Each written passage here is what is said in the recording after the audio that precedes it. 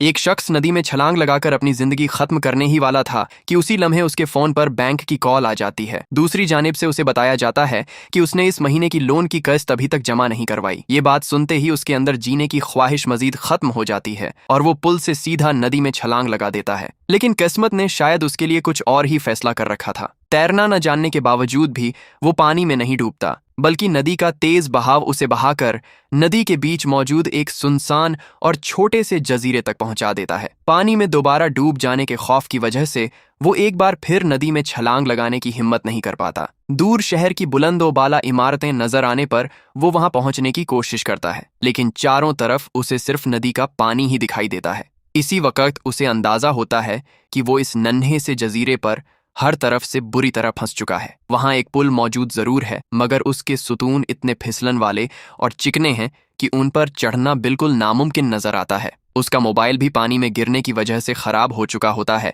चुनांचे वो रेत पर बड़े बड़े हरूफ में हेल्प लिख देता है, किसी के वहां आने का इंतजार करने लगता है। देखते ही देखते पूरी रात गुजर जाती है, लेकिन उसकी मदद के लिए कोई भी वहां नहीं पहुंचता। अगली सुबह अचानक एक टूरिस्ट जहाज वहां से गुजरता हुआ दिखाई देता है, तो वो खुशी से फौरन अपने कपड़े दुरुस्त करता है और मुस्कुराते हुए दोनों हाथ बुलंद करके पूरी ताकत से हेल्प के लिए चीखने लगता है। लेकिन जहाज में सवार लोगों को ऐसा महसूस होता है जैसे वो उन्हें हाथ हिलाकर हाय हेलो कर रहा हो। सब लोग मुस्कुराते हुए जवाबन उसे हाथ हिलाते हैं और जहाज वहां से आगे बढ़ जाता है। जब तक वो उन्हें अपनी बात समझाने की कोशिश करता है, तब तक बहुत देर हो चुकी होती है। इसके बाद कई दिन गुजर जाते हैं, लेकिन कोई दूसरा जहाज वहां नहीं आता। आहिस्ता आहिस्ता उसकी तमाम उम्मीदें दम तोड़ने लगती हैं और वो सोचता है कि अब इस तरह जिंदगी गुजारने का आखिर क्या फायदा है। इसी वजह से वो फांसी लगाकर अपनी जान लेने का फैसला कर लेता है। लेकिन जैसे ही वो रस्सी अपने गले में डालता है, अचानक उसके पेट में शदीद दर्द उठने लगता है। पानी में इतने अरसे तक रहने की वजह से उसका मैदा खराब हो चुका होता है और वो झाड़ियों में जाकर बैठ जाता है। इसी दौरान अचानक उसकी निगाह जमीन पर उगे हुए नन्हे नन्हे फूलों पर पड़ती है। वो एक फूल तोड़कर उसे छकता है और ये देखकर दंग रह जाता है कि उसका जायका बेहद मीठा होता है। इसी जायके के साथ ही उसे अपने बचपन की याद ताज़ा हो जाती है और उसकी आंखों से आंसू बहने लगते हैं। उसे इस बात का एहसास होता है कि गुजर जाने वाला वक्त कभी दोबारा वापस नहीं आता। काफी देर तक रोने के बाद उसका ज़हन कुछ पुरसुकून हो जाता है और वो सोचता है कि अगर एक दिन उसे इसी जजीरे पर मरना ही है, तो फिर आज अपनी जान देने की इतनी जल्दी आखिर क्यों है। इसके बाद वो नदी का गंदा पानी भी पी लेता है, जंगल में उगने वाले मशरूम भी खा लेता है और अपने जिम्मे चढ़े हुए कर्ज की भी कुछ परवाह नहीं करता। उसे लगता है कि क्योंकि जब मौत यकीनी ही है, तो फिर उसे किसी भी चीज से खौफजदा होने की जरूरत नहीं रहती। अगले दिन उसकी सोच मुकम्मल तौर पर बदल चुकी होती है। वो रेत पर लिखे हुए हेल्प के अल्फाज मिटा देता है और उनकी जगह हेलो लिख देता है। अगले दिन से उसकी जिंदगी भी पूरी तरह बदलने लगती है। अब वो हर वक्त मौत का इंतजार करने के बजाय अपनी जिंदगी बचाने और जीने की कोशिश करने लगता है। आइलैंड पर जरूरी सामान तलाश करते हुए उसे साहिल के करीब फंसी हुई एक बतखा वाली कश्ती मिल जाती है। जो आदमी अपनी जिंदगी में कभी अपना घर नहीं खरीद सका था, वो मजाक ही मजाक में इसी कश्ती को अपना घर बना लेता है। अब उसके पास बारिश और धूप से महफूज रहने के लिए एक छोटी सी जगह भी मौजूद होती है। कुछ दिन गुजरने के बाद रोजाना मशरूम खाते खाते वो बुरी तरह उकता जाता है। अब उसका दिल गोश्त खाने को मचलने लगता है। वो इधर उधर से रस्सियां और प्लास्टिक की पट्टियां जमा करता है और उनकी मदद से मछली पकड़ने के लिए एक जाल तैयार कर लेता है। लेकिन कई घंटों तक मेहनत करने के बावजूद उसके हाथ एक भी मछली नहीं लगती। इसके बाद वो भाले के जरिए मछली पकड़ने की कोशिश करता है, मगर भाला मछली को लगने के बजाय जमीन में जा ढंसता है और वो खुद गिरते गिरते बच जाता है। फिर अचानक उसकी नजर जंगली बत्तखों पर पड़ती है। वो आहिस्ता आहिस्ता दबे कदमों उनके करीब जाने की कोशिश करता है, लेकिन बत्तखें उसे इस तरह घूर कर देखती हैं कि आखिरकार उसकी सारी हिम्मत जवाब दे जाती है। इसके बाद वो जंगली मुर्गियां पकड़ने के लिए जाल बिछा देता है, लेकिन मुर्गियां भी उससे कहीं ज्यादा होशियार साबित होती हैं। आखिरकार वो दरख्त पर बैठे हुए एक परिंदे को पकड़ने की कोशिश करता है। वो पूरी कव्वत लगाकर दरख्त पर चढ़ने की कोशिश करता है, लेकिन उसकी पैंट तक दरख्त में फंस जाती है और ऊपर पहुंचने के बजाय वो फिसल कर दोबारा नीचे आ गिरता है। इस मौके पर वो अपनी हालत पर खुद ही हंसते हुए सोचता है कि शायद अभी उसकी किस्मत में सिर्फ मशरूम खाना ही लिखा हुआ है। इसी दौरान एक दिन उसे समंदर के किनारे कपड़े धोने वाले लिक्विड की एक बोतल मिल जाती है। ये देखकर वो खुश हो जाता है कि चलो, इतने दिनों बाद कम अज कम अपने सर के बाल तो अच्छी तरह धो सकेगा। लेकिन जैसे ही वो झाग बनाकर अपने बाल धोना शुरू करता है, उसी वक्त उसकी नजर नदी में तैरती हुई चंद मछलियों पर पड़ती है। वह लकड़ियां जमा करके आग जलाता है और इन मछलियों को भून लेता है। अगरचे इनमें डिटर्जेंट की हल्की सी बू जरूर मौजूद होती है, लेकिन उसके लिए वह अब तक का सबसे लजीज खाना साबित होता है। अगले दिन एक बार फिर किस्मत उसका साथ देती है। वह देखता है कि मछली की हड्डियां खाने के लिए आने वाली एक जंगली मुर्गी भी मर चुकी है। वह उसे भी पकाकर बड़े शौक से खा लेता है। इतने अरसे बाद पेट भरकर खाना मिलने की वजह से पहली बार उसके चेहरे पर हकीकी मुस्कान आती है। आहिस्ता आहिस्ता आइलैंड की जिंदगी उसके लिए मामूल बन जाती है। शुरू में जो जगह उसे किसी जेल की तरह महसूस होती थी, अब वही जगह उसे सुकून देने लगी है। कभी वह चीड़ के फलों से गोल्फ खेलता है और जब कोई जबरदस्त शॉट लग जाता है वह खुद ही अपने लिए तालियां बजा लेता है। एक दिन दोबारा एक बड़ा टूरिस्ट जहाज वहां से गुजरता है, लेकिन इस मर्तबा वह उसे देखते ही मदद हासिल करने के लिए दौड़ने के बजाय खामोशी से जंगल के पीछे जाकर छिप जाता है। उसी लम्हे उसे एहसास होता है कि शहर की भीड़, तनाव और जिम्मेदारियों भरी जिंदगी के मुकाबले में उसे इस छोटे से आइलैंड की पुरसुकून जिंदगी कहीं ज्यादा पसंद आने लगी है। अब उसके दिल में यहाँ से फरार होने की ख्वाहिश नहीं रही थी, बल्कि वह चाहने लगा था कि इसी जगह रहकर अपनी जिंदगी गुजारे। लेकिन उसकी यह पुरसुकून जिंदगी ज्यादा अरसे तक इसी तरह कायम नहीं रहती। एक दिन उसे समंदर के किनारे पड़े कचरे के दरमियान इंस्टेंट नूडल्स का एक खाली पैकेट मिल जाता है। पैकेट पर बनी हुई तस्वीर देखते ही उसके मुंह में पानी भर आता है और इसी दौरान उसे मालूम होता है कि पैकेट के अंदर मसाले का एक छोटा सा पैकेट अभी तक मौजूद है। ये देखकर वह हैरत से सोचने लगता है कि आखिर ऐसा कौन सा इंसान होगा, वह शख्स जिसने नूडल्स तो खा लिए लेकिन उनमें मसाला डालना ही भूल गया। उसी दिन से उसके दिल में नूडल्स खाने की शदीद ख्वाहिश पैदा हो जाती है, यहाँ तक कि अब उसे भुनी हुई मछली और चिकन भी बेस्वाद महसूस होने लगते हैं। वह कई कई घंटे उस पैकेट को अपने सामने रखकर देखता रहता और उसमें बाकी रह जाने वाली खुशबू को सूंघ कर ही अपने दिल को तसल्ली देता। रात को ख्वाबों में भी उसे सिर्फ इसी लजीज नूडल्स के नजर आने लगते हैं। अगले ही दिन वह पक्का इरादा कर लेता है कि चाहे कुछ भी हो जाए वह इसी आइलैंड पर अपने हाथों से नूडल्स बनाकर जरूर खाएगा। वह तरह तरह के पौधे और घास जमा करता, उन्हें पीस कर पानी में मिलाता और उनसे आटा तैयार करने की कोशिश करता, लेकिन हर मर्तबा उसकी सारी मेहनत जाया हो जाती। दिन गुजरते चले गए मगर उसे कामयाबी हासिल न हो सकी। अब उसके जहन पर हर वक्त सिर्फ एक ही बात सवार रहती और वह थी नूडल्स की एक कटोरी। यहाँ तक कि कई मर्तबा सिर्फ उसका ख्याल आते ही उसके मुंह में पानी भर आता और वह मायूस होकर वहीं बैठ जाता है। एक लम्हे के लिए उसके जहन में यह ख्याल भी आता है कि क्यों न सिर्फ मसाले का पैकेट ही खा लिया जाए, लेकिन आखिरी वक्त पर वह खुद को रोक लेता है। उसे महसूस होता है कि अगर उसने अब मसाला भी खत्म कर दिया तो उसके पास उम्मीद की आखिरी निशानी भी बाकी नहीं रहेगी। एक रात वह ख्वाब में मजे से नूडल्स खा रहा होता है। अचानक नाव की छत पर किसी चीज के गिरने की आवाज से उसकी आंख खुल जाती है। बाहर आकर वह देखता है कि पूरी नाव पर परिंदों की बीट फैली हुई है। इसी दौरान उसके जहन में एक अजीब सा ख्याल आता है। वह सोचता है कि ये परिंदे रोज कहीं न कहीं से अनाज खाकर यहाँ आते हैं। अगर इनकी बीट में अनाज के कुछ दाने मौजूद हों तो शायद इन्हीं की मदद से फसल उगाई जा सकती है। ये सोचकर वह अपने पुराने क्रेडिट कार्ड की मदद से सारी बीट जमा करता है और आइलैंड के ऐन वसत में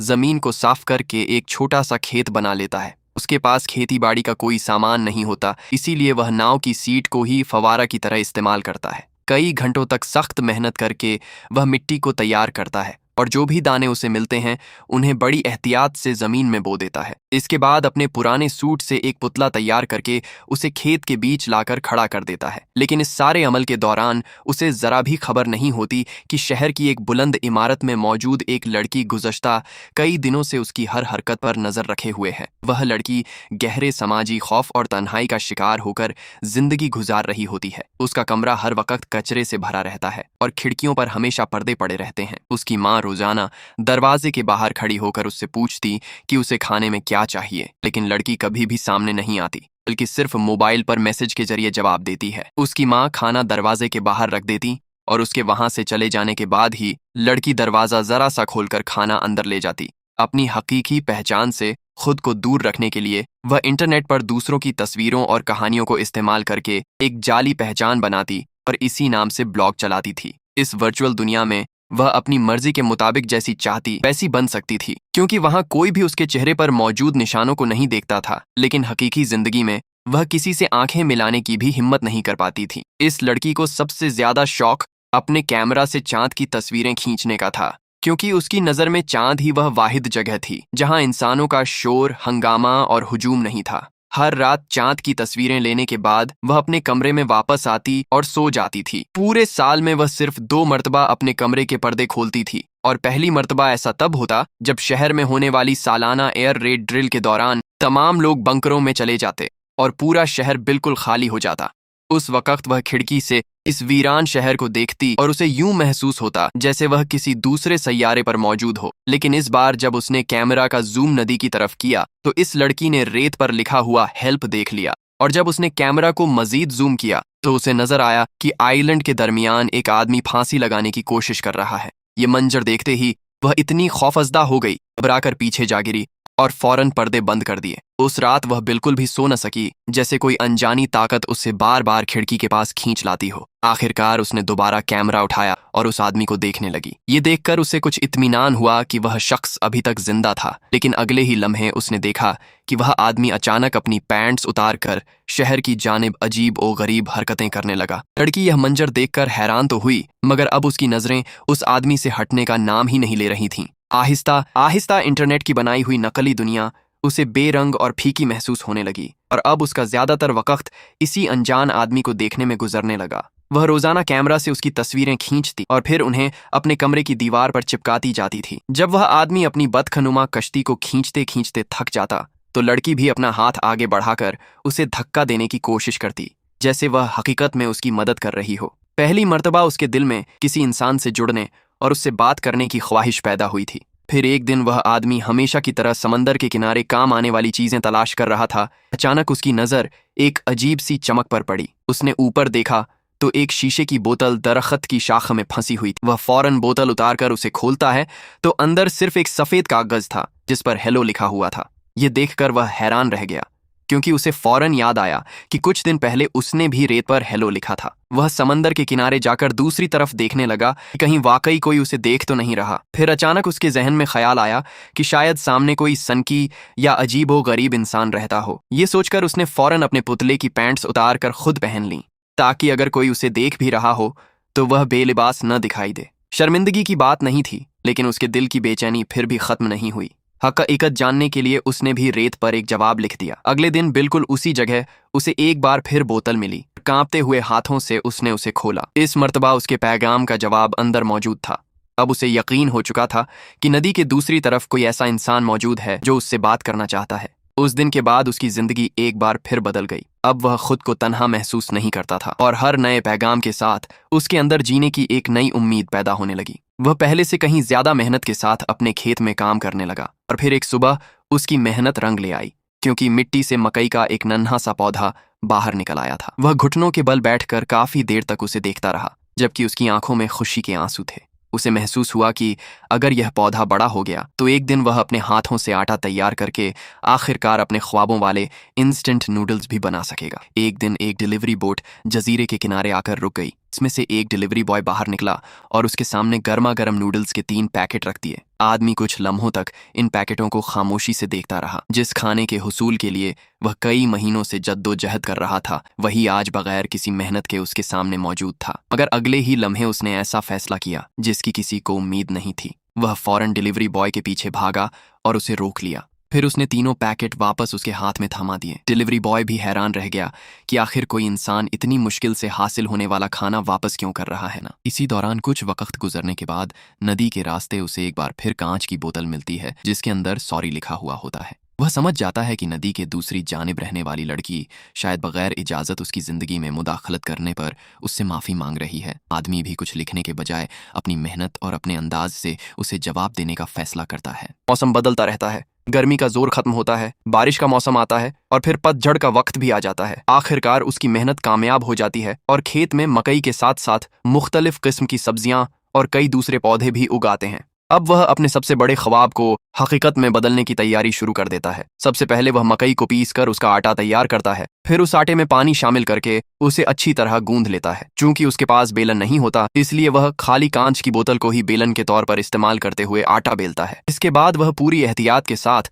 आटे को बारीक बारीक पट्टियों में काट कर नूडल्स तैयार करता है। फिर उन्हें खौलते हुए पानी में पका लेता है। जब नूडल्स बनाने की सारी तैयारी मुकम्मल हो जाती है तो वह कई महीनों से संभाल कर रखा हुआ मसाले का वह छोटा सा पैकेट निकाल कर खोलता है। फिर डिलीवरी बॉय की तरफ से दोबारा लाई गई सॉस को अपने हाथों से तैयार किए गए नूडल्स में अच्छी तरह शामिल कर देता है। कई महीनों की मेहनत, इंतजार और उम्मीद के बाद आखिरकार उसके सामने उसके ख्वाबों की एक प्याली नूडल्स तैयार हो जाती है। पहला लुकमा अपने मुंह में रखता है और आहिस्ता आहिस्ता उसका जायका महसूस करने लगता है। अगले ही लम्हे उसकी आंखों से आंसू निकलने लगते हैं, क्योंकि उसके लिए यह सिर्फ नूडल्स की एक प्लेट नहीं थी, बल्कि उस इंसान की कामयाबी थी जिसने मौत का सामना करने के बजाय दोबारा जीना सीख लिया था। कुछ वक्त गुजरने के बाद उसे नदी के रास्ते एक और कांच की बोतल मिलती है, लेकिन इस बार उसके अंदर उसके लिए नेक ख्वाहिशात का पैगाम मौजूद होता है। अब उसके जहन में सिर्फ एक ही सवाल घूम रहा था कि आखिर वह शख्स कौन है जो इतने अरसे से खुद उससे दूर रहकर भी उसकी इतनी फिक्र कर रहा है। आखिरकार वह हिम्मत जमा करके नदी के किनारे एक पैगाम छोड़ देता है